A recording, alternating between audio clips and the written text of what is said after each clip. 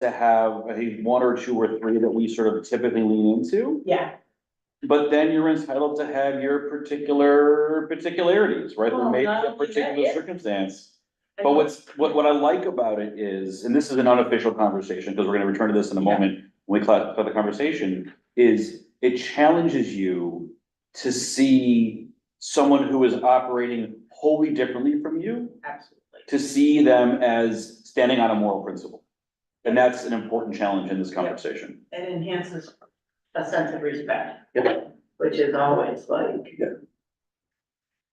Yeah, so important, but I thought it was, especially, yeah, I just thought it was great. Well, good afternoon, everyone. It is now noon, and so we are live. Welcome to Bernie and Steve, who are joining us virtually. As you can see, you guys can see the screen share. Steve, you can see it. Give me a thumbs up. Very good. And we've got all of my friends only to my left today who are in the room. It took me 4 times to realize the best way to hand out the documents is when everyone comes in, not before they do. So now we can pass these around so everybody has them. Actually, I don't need. So we are gonna bring the conversation to a conclusion today. There's gonna be no major, like, oh my God, it's not gonna be summed up in a bow. What we're gonna spend some time today is applying a little bit of what we've been learning about to some situations in Jewish history and in Jewish life. So just as a reminder, the principles that we have touched on over the last 3 weeks to get us where we are today. This is a new handout. A few ideas. Number 1, the idea of a mahloket is a debate, a discussion, perhaps even an argument, to which there is morality and rightness and wrongness on both sides, right? That is a mahloket l'shem shamayim, a deliberation for the sake of heaven. And if there's not, then it's not a deliberation for the sake of heaven. We were given the example of Hillel and Shammai, who debated a lot of things, and were told along the way that there was right and wrong on both sides. That is what makes a mahloket.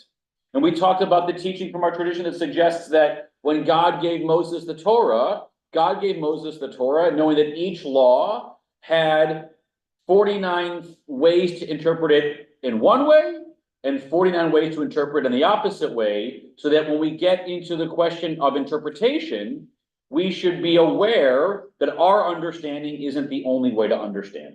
That there are a variety of ways to understand that even what the laws of tradition would suggest. These are all pushing us to see the world and to enter into conversation and to enter into debates, pushing our minds open towards the idea that people we disagree with have sound reasoning, sound logic, and sound moral principles upon which they are standing, even when, and especially when, they come to conclusions that are different than ours. And then last week, we looked at these different moral foundations, right? With the presumption that each of us are wired to understand and express our morality through these various foundations, and that most of us have 2, maybe 3, that we are most likely to be activated by, which doesn't mean that there might be a situation where we're activating by a different one, but this is where we are most likely to be activating. So it could be out of a sense of care for another person, or out of a sense of fairness, or a sense of loyalty, or a sense of respect for authority, either giving it to others or wanting to get it from other people. Out of a sense of sanctity, right? Certain things are not to be done because it's somehow offensive, or out of a sense of liberty and freedom. If you think about it, a lot of the debates that we have as a society are about people understanding these things, or understanding the question through a various lens, right? There's no question, and this is an easy debate to sort of poke at because it's so hot button, but the conversation about reproductive rights and abortion access, we see this playing out, right? The balance between some people's respect for what they understand to be the sanctity of life versus other people's understanding of what liberty should look like and what fairness might look like. and who has authority. You see all of these different moral principles at play in a debate like that. Now, does that mean that I am wrong to have to come down one side or the other even fervently? No, you're not wrong to come down fervently on one side or the other. But the purpose of this whole undertaking is not to understand how to win a debate. It's how to understand the conversation so that you more deeply understand where you're coming from. It behooves you as a person in a dialogue to understand what motivates the other person, because you can understand their thinking and reasoning better. And it behooves you to understand your own thinking and reasoning better, because it allows you to more sharply express what it is that you're saying. All right, that's the 5-minute review. We've got like 35 examples to play with today. We're going to start where we ended last week, which is the story of Jacob and Esau. Jacob sent messengers ahead to his brother Esau in the land of Seir, the country of Edom, and instructed them as follows. Thus shall you say to my lord Esau, I stayed with Laban and remained until now. I have acquired cattle and asses and sheep and male and female slaves, and I've sent this message to my lord in the hope of gaining your favor. Right? Jacob is having a reunification from his long-lost brother who he ran away from out of fear his brother was going to kill him because Jacob stole a bunch of stuff from him.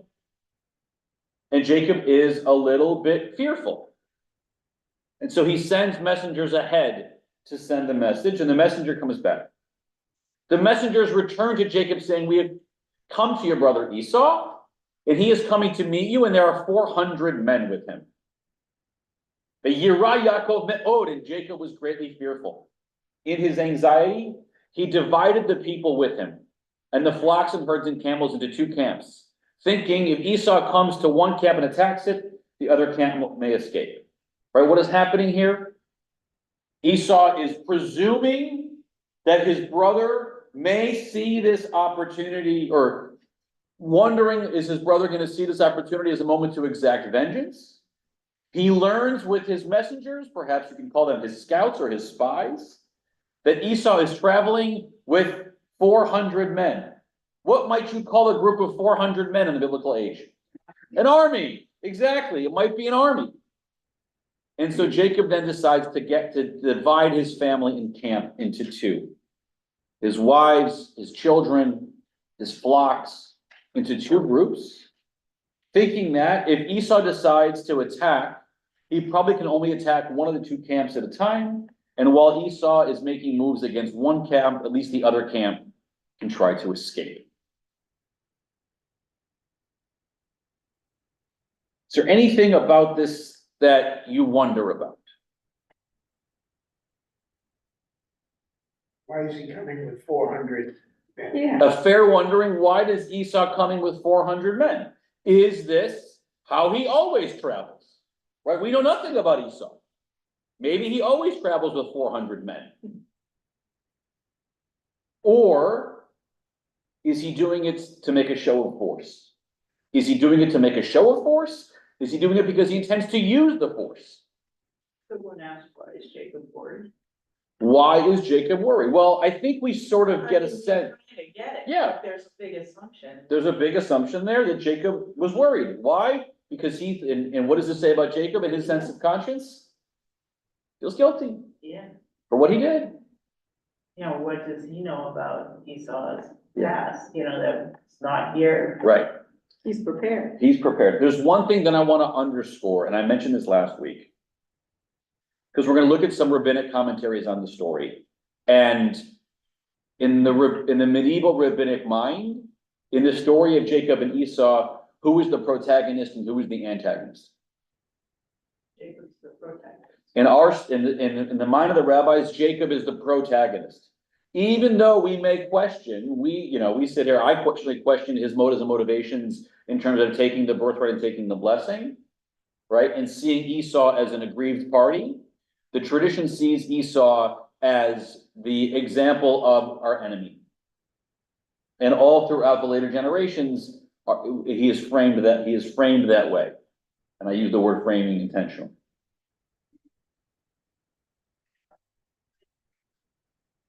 And we see this in this first comment from Abarbanel, in the late 15th, early 16th century. And he is coming towards you.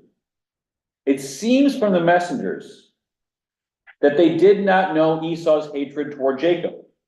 So when they went to him, Esau, and spoke to him regarding their mission, he replied to them, behold, he was coming toward you. What is this saying?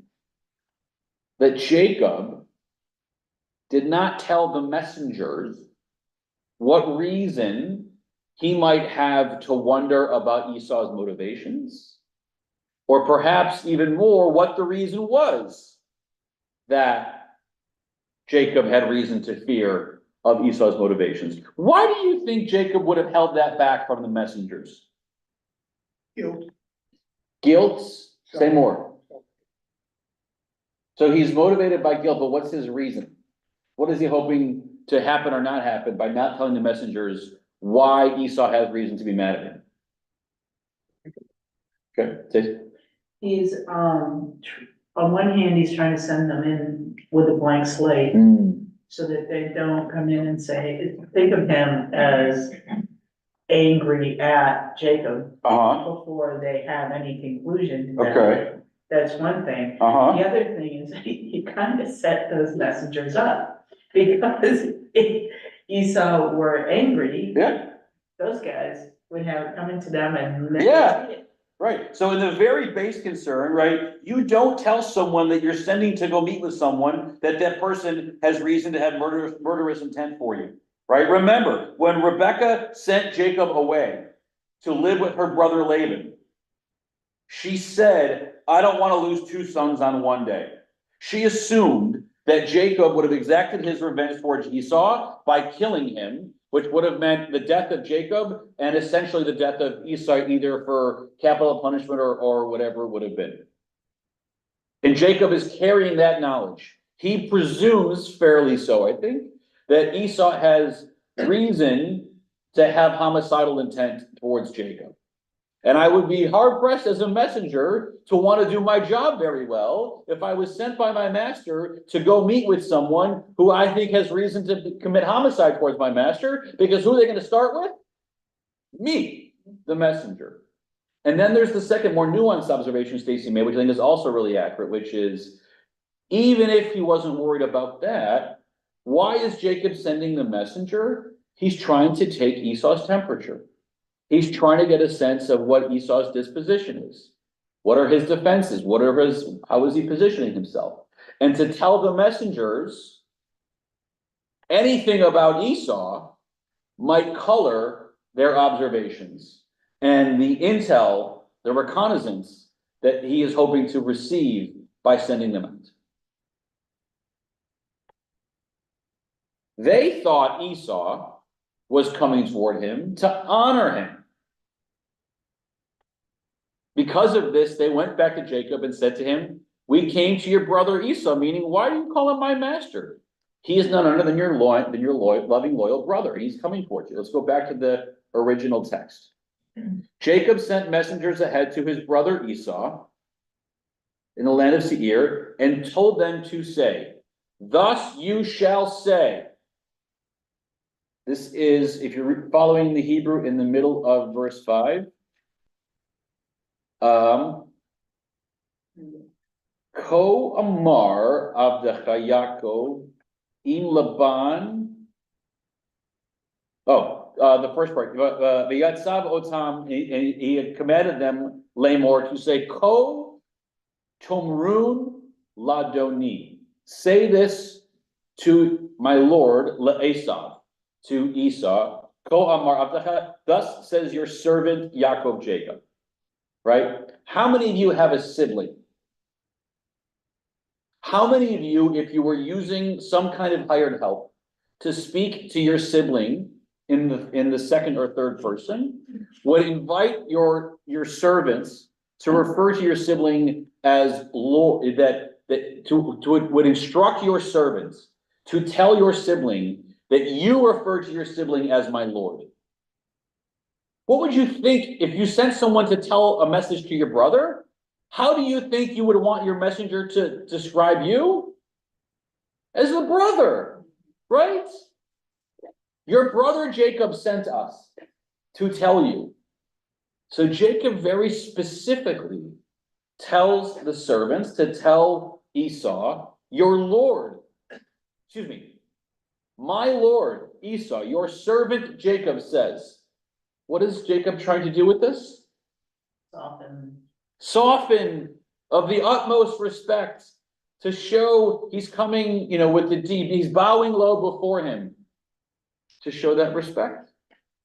It is not enough that you should receive the messengers, but he is coming toward you to receive you, and 400 men are there to honor you.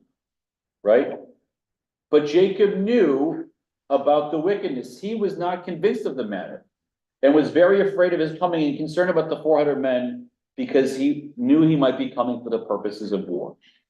Jacob is carrying all of these presumptions about Esau's motivation into the conversation. Now, wouldn't Jacob ask the messengers, didn't Esau say anything? Perhaps. If they got close enough to speak with him. Right? All we know, right? What the message is. Well, no. The messenger said, we came to your brother Esau. He is coming to meet you, and there are 400 men with him. I'd be nervous. Yes. It's just an observation. It's Right. not- We don't know. Right? By the way, if you're Esau and you're planning to sack Jacob in his camp, are you going to tell the messengers, I'm coming to sack Jacob in the camp? No, he's looking for a way in the open front door.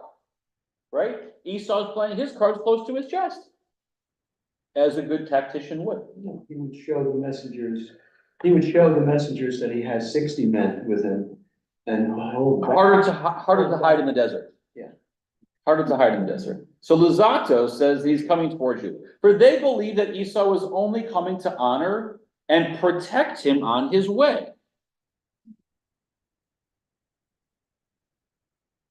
And perhaps this really was Esau's intentions. Perhaps they also understood from Esau's answer that he did not have it in his heart or any evil or hatred for his brother.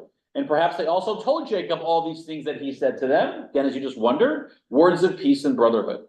However, Jacob did not trust any of this, all of this, for he was afraid when he heard he was coming with 400 men. The only thing that Jacob could think about is the 400 men. This is the elephant versus the rider.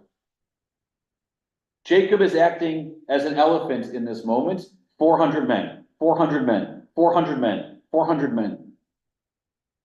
And Scripture did not want to expand upon the conversation.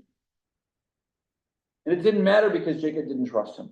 Right? So then what Luzzatto's saying to your question is, it wouldn't have mattered what Esau would have said to the messengers, because we're only seeing the story through Jacob's mind. In Jacob's mind, there's no trust to be had. Right? The problem with all of this is, and this is an example of what happens when you make presumptions about someone else's motivation. What happens next in this story? You remember? What happens next is they have a bit of a reconciliation. Right? They don't really hash everything out. And there's not a war. Esau doesn't attack Jacob. In fact, he actually offers to protect Jacob using his army of 400 men as Jacob goes about his path. And Jacob demurs. Jacob thanks him and says, we're going to go there. And eventually Jacob says, I'm going to go this way, and you're going to that way. And he says, I'll meet you there. Oh, we're going to go our own ways. Jacob continues to hold on to a sense that he is not interested in having a relationship with Esau, and acts according to that. Why is Esau so nice to him? It's a good question, right? It's a good question, and unfortunately, there's not a good answer to it because our tradition doesn't see it that way. Well, I was gonna say, and it's odd to me listening to it, how sided they were with Jacob and not Esau. I mean, They're acting out of loyalty. He's our ancestor, not Esau. Esau is, we see him as the father of the Edom. I mean, he becomes the ancestor of many of our enemies. And that's completely a narrative that's created by the rabbis, right? Some, with some foundations in text, but this is, there are certainly moments where there's some cognitive dissonance in what the text would suggest. And the Midrashim are there to try to make sense of the cognitive dissonance. And the way that the rabbis make sense of it is to say, despite what don't let your eyes deceive you, Esau's a bad guy. Despite the fact that he never really does anything bad. He's motivated by bad. We just see him in his best moments when he's holding back.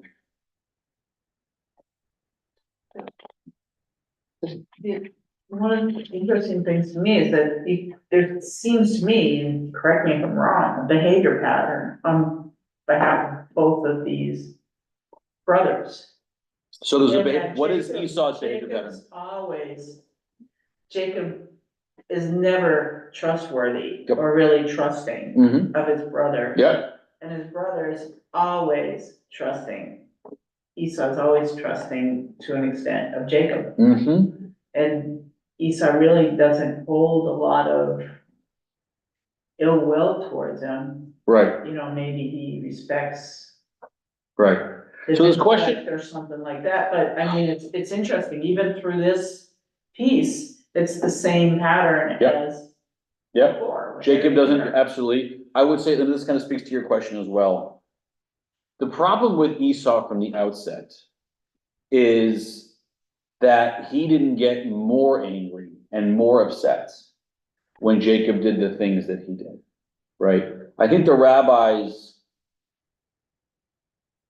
because Esau would so willy-nilly trade away his birthright for a bowl of lentil soup, excuse me, that they just see him as a morally flawed character. That he is not interested in the things. What are the rabbis most interested in? What's that? What? That's so funny. He's morally flawed. I mean, Jacob Well, does some not nice things. What is the most important thing to the mind of the rabbis? Our relationship to the Holy One in Torah, right? And Esau spurned that whole, this is totally anachronistic, but this is the way that the rabbis think, right? Esau essentially spurned Torah by trading it for a bowl of lentil soup. That is why they see him as morally flawed. You can't be a moral person without Torah. But maybe he was starving. It doesn't matter. It doesn't matter. He was starving. But to trade it all for one meal. And he was hungry. He wasn't starving. He was hungry. But why did Rachel favor Jacob to begin with? Well, don't forget that she had the prophecy that the younger one would rule the older one, right? There's complete manipulation going on here, right? And the rabbis amplify, play into, and play up that narrative, right? Why do the rabbis blame Esau? Because the Torah says Esau was wrong and Jacob was right, and the rabbis are loyal to that. But the whole thing is, in some ways, concocted, formulated, right?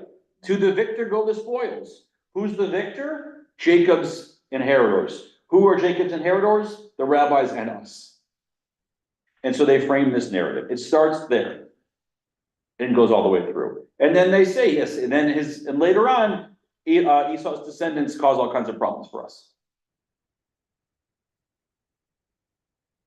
But what we see in the story is how, if you're not aware, if you don't have the self-awareness to think about your own motivations, and don't challenge yourself to see the other person's motivations, you can very easily make presumptions. And that is what Jacob did in this story.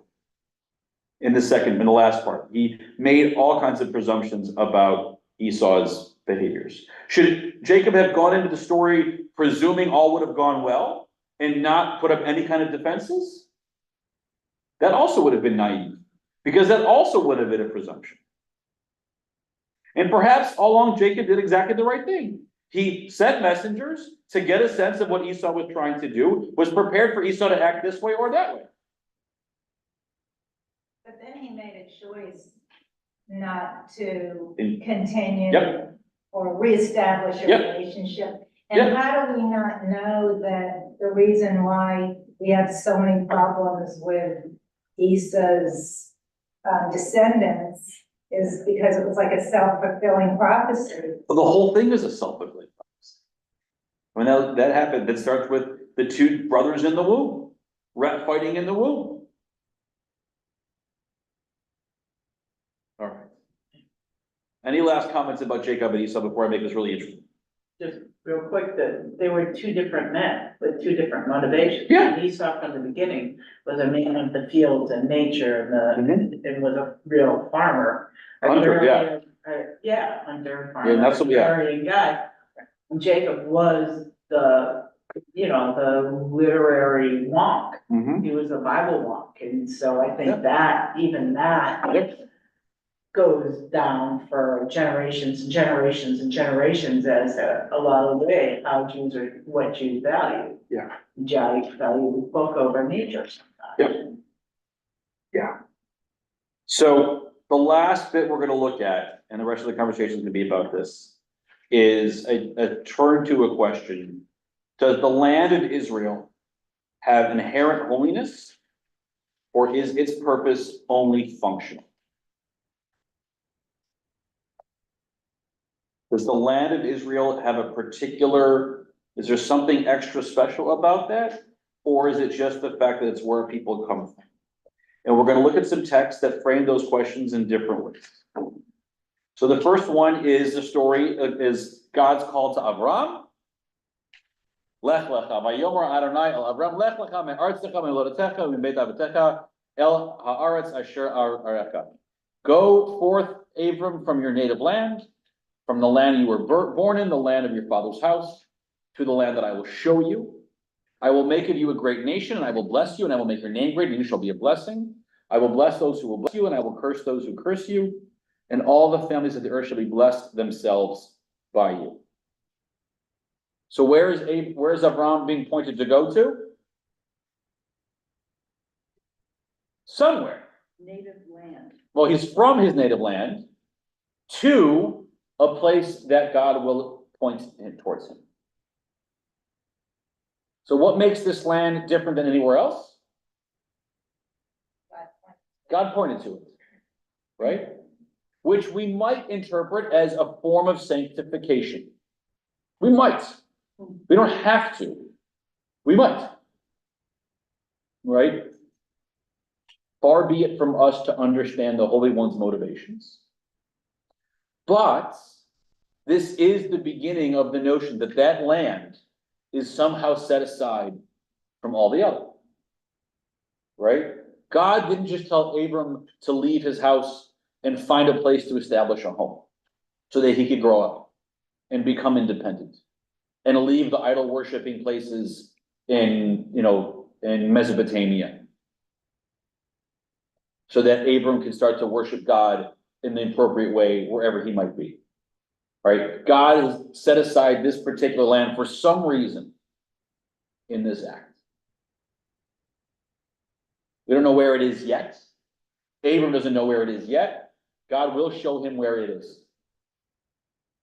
And I think it's fair to say at this point, it's not clear whether or not there's anything particularly holy about that place.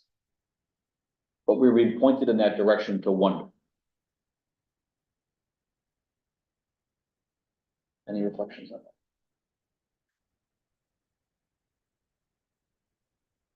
You don't have, it's up to you, Dan. Look, you look like you said something you want to say. Yeah.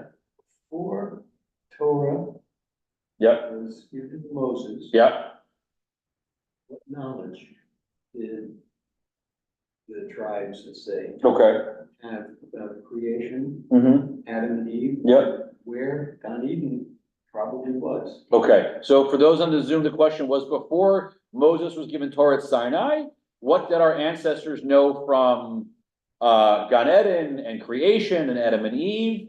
And the answer is, we have no earthly idea, right? Now, we could say that, of course, these stories were passed. And listen, it's only 20 generations from Adam and Eve to Abraham. It's 10 generations from Adam and Eve to Noah, and 10 generations from Noah to Abraham. And I think it's fair to say that our Torah assumes that the lessons from the previous generations are passed down orally, right? And I think we can assume that because how is it in the next book of Torah, when God makes the next call, the call to Moses, how does God describe God's self to Moses? I am the God of your ancestors. I am the God of Abraham, the God of Isaac, and the God of Jacob, right? From which we can deduce that Moses and the Israelites living in Goshen, in the land of Egypt, knew who Abraham, Isaac, and Jacob were. So if we assume that Moses knew what Abraham, Isaac, and Jacob, we can assume that Abraham knew about Noah and Adam and Eve. That's on one foot. I think that's fair then.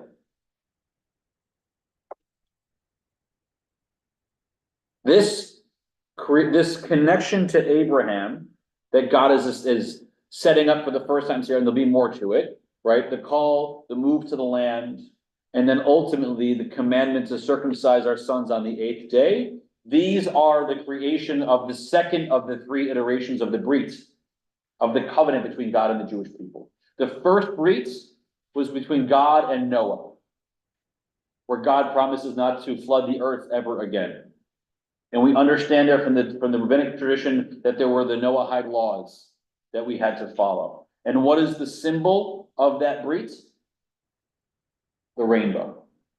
That's the symbol of the Brit between God and Noah, which is why you always see Noah's Ark with a rainbow. Second Brit, God and Abraham. Here it is. I will make you a great nation. I will bless those who bless you. And what is the symbol of this covenant? Circumcision. And then the third Brit is the full Brit between God and Moses, expressed through Torah. And what is the symbol of that Brit? Oh, Shabbat. Shabbat is the symbol, the sign of that covenant. So we are in the middle of the story. Not take 2, but iteration 2. And it expands each time. So God tells Abraham to go to this land that I will show you. Starting to elevate this land in some way. Anyone who resides, we are now fast forwarding 2,500 years, right? The stories of Genesis are taking place in around between 2000 and 1500-ish BCE-ish. And we're now fast forwarding to 5 to 800 CE. So somewhere between 2,000 and 3,000 years later.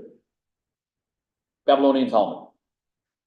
We have already gone through all the ups and downs and the trials and, Abraham, Isaac, and Jacob, down to Egypt, Exodus, 40 years, back to the land, establishing the kingdom, building the temple, living there for 1,000 years. A little bit of exile in the middle there. Second exile by the Romans, and then 600 or 700 years of exile gets us to where we are with this statement. Anyone who resides in Eretz Israel, land of Israel, is considered as one who has a God. And anyone who resides outside of Eretz Israel is considered as one who does not have a God. As it is stated, to give to you the land of Canaan to be your God. That's from verse 20 of Leviticus. God tells the Israelites, you're getting Canaan so that I can be your God there. And anyone, so that's the statement that the Talmud is beginning with, right? If you live in the land of Israel, you have a God. If you live outside, you don't have a God. What's curious about this? This is collected in the Babylonian Talmud. Where was the Babylonian Talmud written? In Babylonia, which is decidedly not in the land of Israel. It's the opposite of the land of Israel. There's a whole other Talmud. From where? The land of Israel. So interestingly, and this is the way the Talmud often writes. It puts this unattributed statement out there. Don't presume it agrees. It's just the starting point of a debate, right? There have been those in the tradition who would have said, based on this verse from Leviticus, that anyone who resides not in the land of Israel doesn't have a God, and those who reside in the land of Israel do. And if you're a Babylonian, you might have an objection. Anyone who resides outside of Eretz Israel has no God. Rather, this comes to tell you that anyone who resides outside of Eretz Israel is considered as though he is engaged in idol worship. That they still act like that. So interesting comments, right? The Babylonian Talmud is nuancing this a little bit. What's the difference between not having a God and engaging in idol worship? Depends on whose point of view. I'm asking your point of view. What could the difference of interpretation be? Who's doing the asking? Who's doing the asking and who's doing the what? I would suggest that what the rabbis of the Babylonian Talmud are doing, is they're trying to have it both ways, right? Can you believe in God and engage in idol worship? Is it possible? I think they did. It's absolutely possible. I think they did. I And think it is a lot, they- right? Look at the story of the golden calf.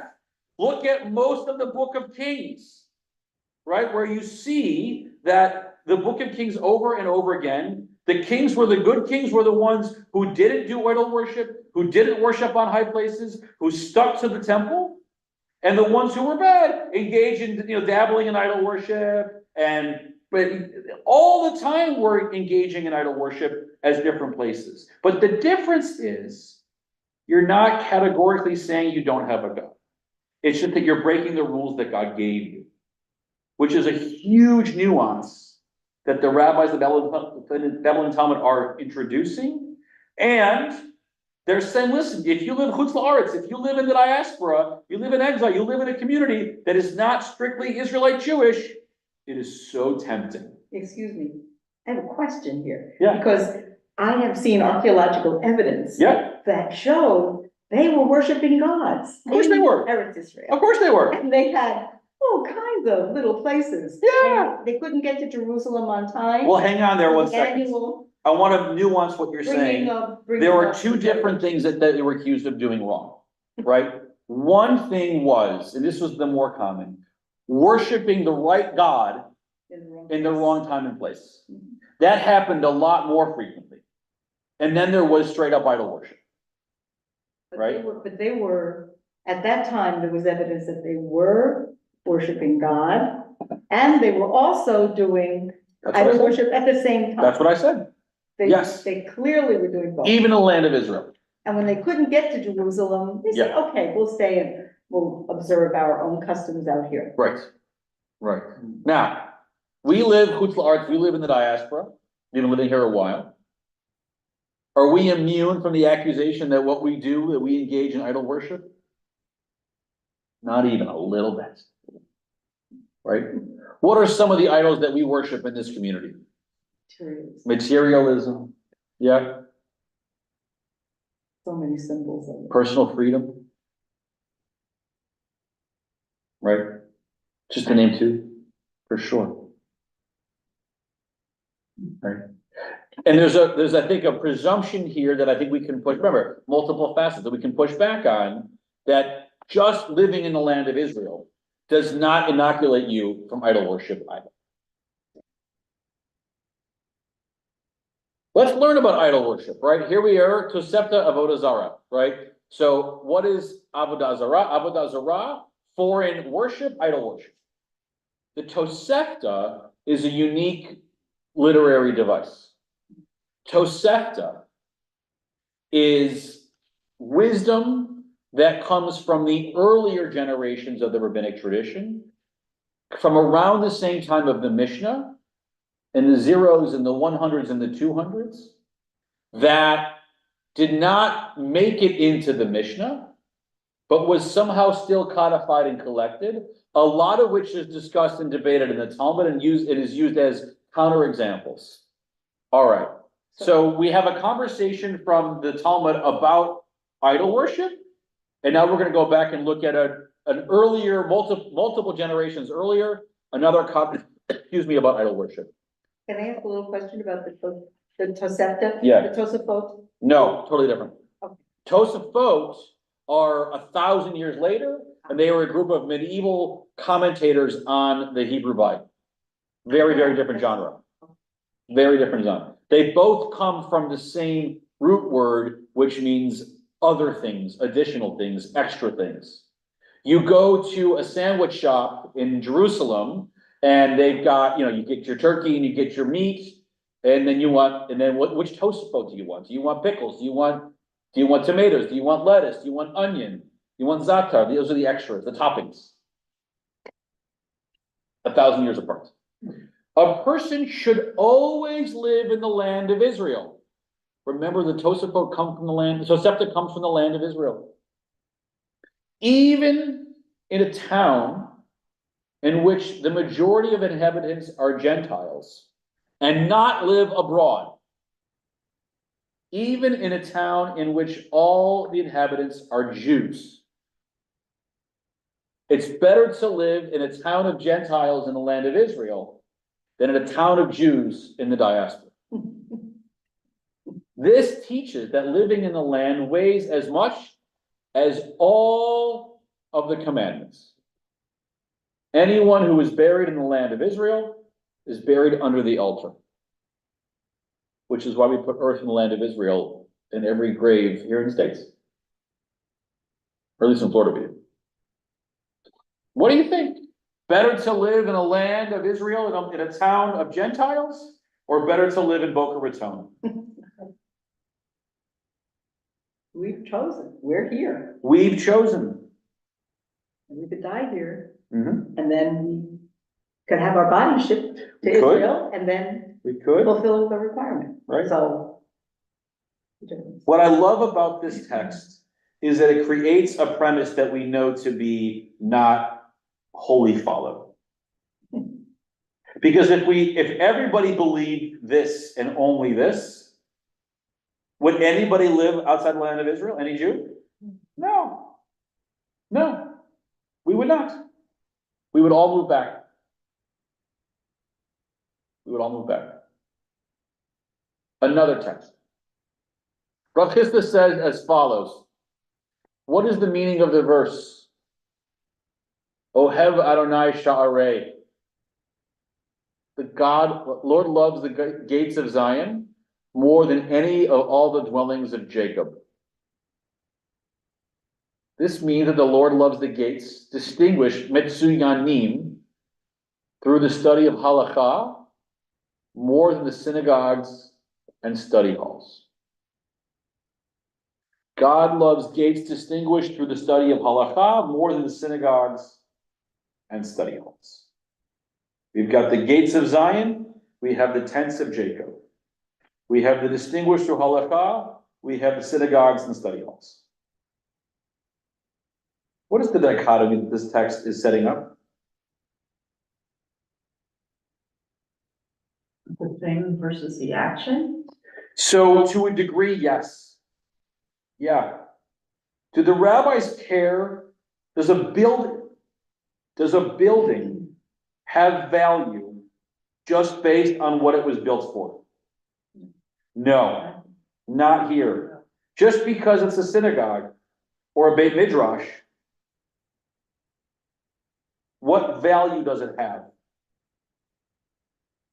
Nothing till you use it. Now, obviously, a synagogue or a Beit Midrash that is distinguished for the study of halakha, that's wonderful. That's exactly what we're hoping for. But can you have these distinguished gates outside of a synagogue and a study hall? Sure. In a home, anywhere, a business. If you're doing the right thing, if you're studying Torah and you're applying it the way that you should be, that is what distinguishes the place. Not who the major donor is and what the building was built for. The definition of halakha, Jewish law. Yeah. Right? That could be done anywhere, That could be done anywhere. Israel or diaspora. Uh-huh. Exactly. Right? And you could have a synagogue and a study hall that is absent of the study of halakha. right? You could be using it, it could be vacant. Or I think this is more Zetz, you got a bunch of Schmendricks in there and they're misusing that building and they're not doing true Judaism in there. So don't assume just because it has an ark in the front that it's being used for the right purpose. And that observation of it's what you do there. Rab Chiya bar Ami said in the name of Ula, since the day the temple was destroyed, Kadosh Baruch Hu, the Holy One of Blessing, has only one place in his world, the 4 cubits of the halacha. That the access point to God, which used to reside on the top of Mount Zion, in the old city of Jerusalem, on the Temple Mount, in the temple, it's gone. It's gone. That physical location and access point to God is gone. And so to a degree, you could suggest that that is a synagogue or a study hall without the mezuzot, without the gates, without metzuyunayim. Why? Because you can't do the stuff there that it was intended to be done there. And if we supplant temple ritual with halacha, right? That the practice and study of rabbinic Judaism, the one that you and I know and love, if that is all that matters, where can you do that? Anywhere, everywhere. And are the gates and anywhere like having a mezuzah on the door? So they're playing, there's a little bit of wordplay here between the mezuzah and metsuyan and Sion. There's some Hebrew wordplay here that I think underscores it, but the idea is that anywhere where people are practicing and studying halakha, it has a mezuzah. It has these gates, because what matters is what's going on, right? And of course, one way to show that is by actually putting a mezuzah on the door. But you don't just put the mezuzah up and then walk away. You have to do the Judaism in the space for it to maintain. This is a spiritual mezuzah that comes from practicing and studying in a meaningful way. And you can do that anywhere. And anywhere that's done is the dwelling place for the Holy. So it doesn't have to be in Israel. Well, I think this text is, I don't think I'm presenting this text as a counter argument to the idea that it has to be in Eretz Israel, and if it's not, it's either godless or it's idol worship. Or that living in the land of Israel is equal to everything else. Not necessarily.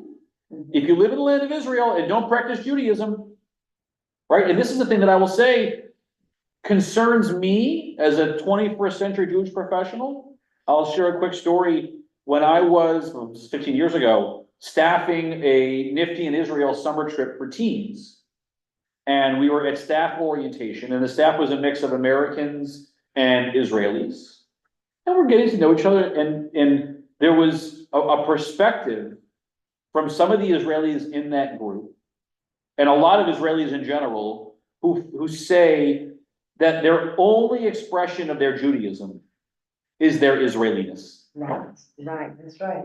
And they don't know enough about Judaism. They're not interested, they're not learning. And I'm not casting judgment on them. They're entitled to that perspective. What concerned me was putting them in an educational leadership role for Reform American Jewish teens. Yeah. Because I think that they're teaching the wrong thing.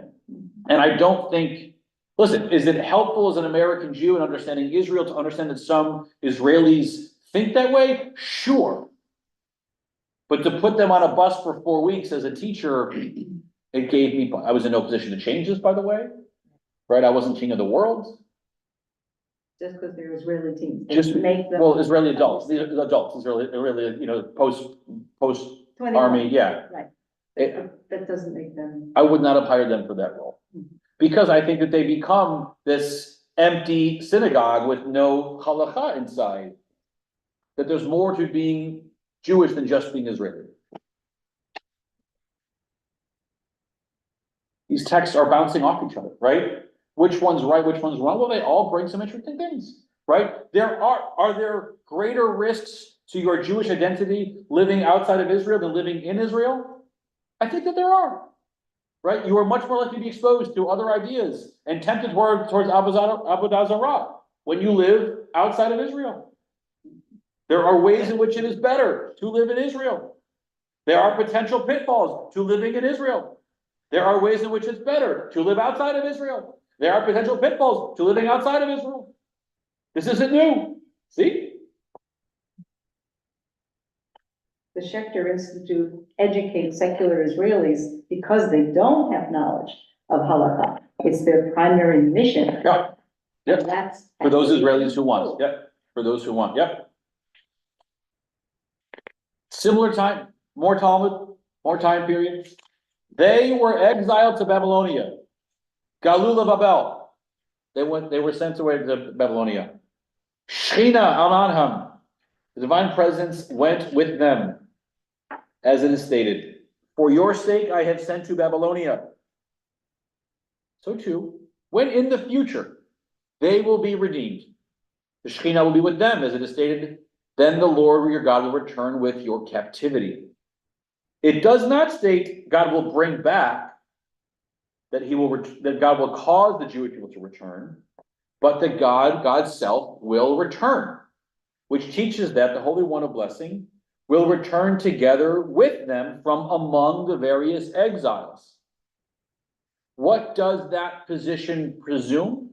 If God is able to return with us from exile, where is God when we are in exile? With us in exile. God didn't stay only behind in the land of Israel when we went into exile. The Gemara asks, well, then where in Babylonia does the divine presence reside? And Abaye said, in the ancient synagogue of Huzal, and in the synagogues that were destroyed and rebuilt in Nehardea. So where is God? Rabbi, Yes. I have a question about what you Yeah. just said, because Yeah. many of us modern Jews would Yeah. say that God resides within us. Uh-huh. So that notion, the idea of talking about God as God being everywhere and God being one, is a thought, an idea, an expression that really doesn't take hold in the community until the Hasidic period. Okay, so that notion comes about 1,000 years later, after the Babylonian Talmud, 800, 1,000 years, give or take. That the rabbis of the Talmud were more, their understanding of God was a lot more either in the heavens or in specific places on earth. Because that is, if you read Torah, Torah talks about God as being this being and very much situates God's self in different places. I was in the bush. I was in the cloud. I was in the tabernacle. This is the place that I go. This is the house that you built for me. This is what you need to do to bring me down. This is my email address, right? That the Torah describes God as having this very specific location, place or places. It changes, but suggests that we think about God, that when God is on earth, God dwells in particular places. It's later rabbis, the Hasidic rabbis, who really push back again, who push us to push beyond that, to see that our relationship with God is one that God can be in the trees, and God can be in the bushes, and God is in my cereal, and God is in my children, right? And I don't think that was what they were motivated, because they first of all, they believe this fervently. It's almost like they were saying this thought has never occurred to us before, but it has occurred to us that God isn't only limited to those places, right? That they would say it may have been during Torah times that God was limited to those places, but if the temple's not there, we should see God as being accessible anywhere and everywhere, right? The 4 cubits of halakha that was alluded to earlier, the notion that God resides in his presence when we're debating halakha, It's more than just who's all in the Hardea. It's not just in the synagogues, that the synagogues in Babylonia are poor substitutes for the temple in Jerusalem. So let's not let it be a substitute. Let's not think of God as having these location-specific dwelling places, the Hasidic rabbis would say. And we as moderns inherit both pieces, right? There's multiple facets. If it works for you to think of God as having limited locations, that is within the tradition. If it works for you to see the world as a chassid, that God is in the bushes, that's in the tradition too. We don't actually have to decide. And that's the beauty of our tradition. The hardest question then becomes, are there places where God doesn't reside?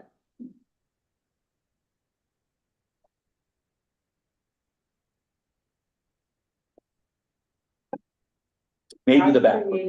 God created light, places where there is no light, where there is an absence of light, could be considered God also created, godless. God also named the darkness though.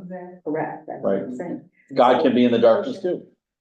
So that which is not is also part of. the Yeah. whole.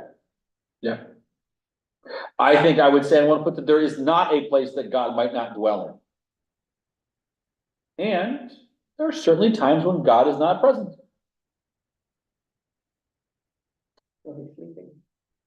The land of Israel, this is our final text. This is from Rav Kook, first chief rabbi of Israel. Modern. The land of Israel is not something external from the soul of the Jewish people. It is no mere national possession, serving as a means of unifying our people and buttressing its material or even its spiritual survival. Eretz Israel is part of the very essence of our nationhood. It is bound organically to its very life and inner being.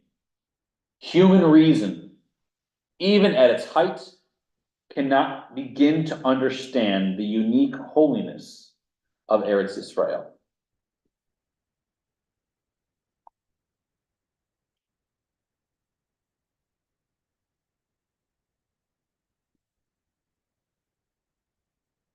So we've put out 3 or 4 potential ways to understand our relationship with the land. One is that the land is holy because God gave it to us. One is that you have to live in the land to experience God. One is you don't have to live in the land, but you're going to be doing idol worship if you're outside the land. One is that even if you are living amongst Gentiles, it's better to be in the land.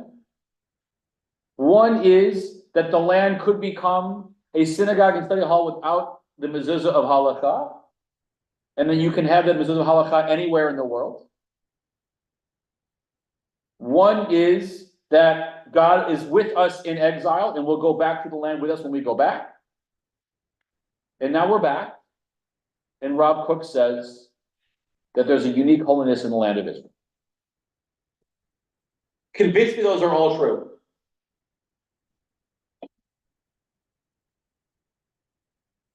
They are. They are. Stacy says they are, so they are. No, they are. Truth is very personal and subjective. Yeah. So my truth is not your truth. It's not anybody else's truth in the room. Yeah. So. Can they all be true at the same time? Can they all be true at the same time?